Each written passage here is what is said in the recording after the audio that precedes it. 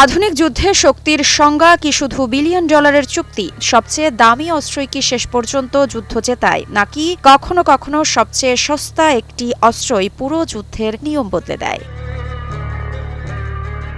আজ আমরা কথা বলবো ঠিক এমনই এক অস্ত্র নিয়ে, ইরানের নিজস্ব প্রযুক্তিতে তৈরি এক ড্রোন, যে ড্রোন নীরবে বদলে দিয়েছে যুদ্ধের হিসেব নিকেশ, যার নাম শাহেদ 136।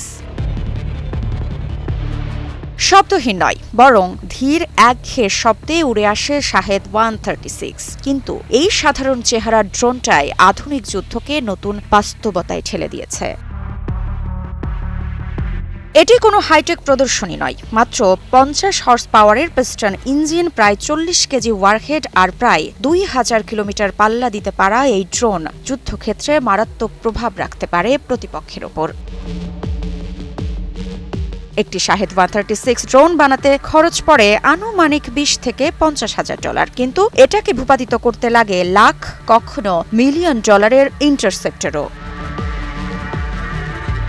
এখানেই বদলে যায় যুদ্ধের অঙ্ক। প্রতিরক্ষা ব্যবস্থার সামনে দাঁড়িয়ে প্রশ্ন ওঠে, সবকিছু আটকানো সম্ভব, নাকি শুধু ব্যয় বাড়ানোই বাস্তবতা?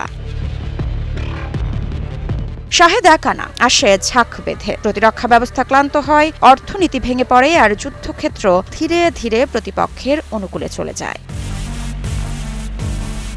সবচেয়ে বড় প্রমাণ আসে তখনই, যখন এক সময়ের অবজ্ঞাকারীরাই অনুকরণ শুরু করে। বাছাইকৃত কাঁচামাল ও স্বয়ংক্রিয় ইউরোপিয়ান মেশিনে তৈরি হয় all time honeycomb, all time healthy life. যুক্তরাষ্ট্র, যারা বরাবরই নিজেদের উদ্ভাবনেই ভরসা রাখে, আজ তারা শাহেদ স্টাইল ড্রোনের রিজার্ভ ইঞ্জিনিয়ারিং করছে। রাশিয়া নিজেদের জেরান 2 সংস্করণে শাহেদের নকশা আর যুদ্ধনীতি ব্যবহার করছে ইউক্রেনের বহুদস্তর বিমান প্রতিরক্ষা ব্যবস্থা ভাঙতে। চীনও ডেল্টা উইং কাঠামোর ড্রোন প্রতিরক্ষা স্পষ্ট করে দিচ্ছে, এই ধারণা আর উপেক্ষা করার মতো নয়। নিষেধাজ্ঞার চাপে পড়ে ইরান বিলাসী প্রযুক্তির পথে হাঁটেনি, বরং তারা বেছে নিয়েছে বাস্তবতাকে। শাহেদ 136 তাই শুধু একটি ড্রোন নয়, এটি একটি বার্তা, যুদ্ধ জিততে সবসময় সবচেয়ে দামি প্রযুক্তি লাগে না, লাগে সঠিক প্রয়োজন বোঝার ক্ষমতা।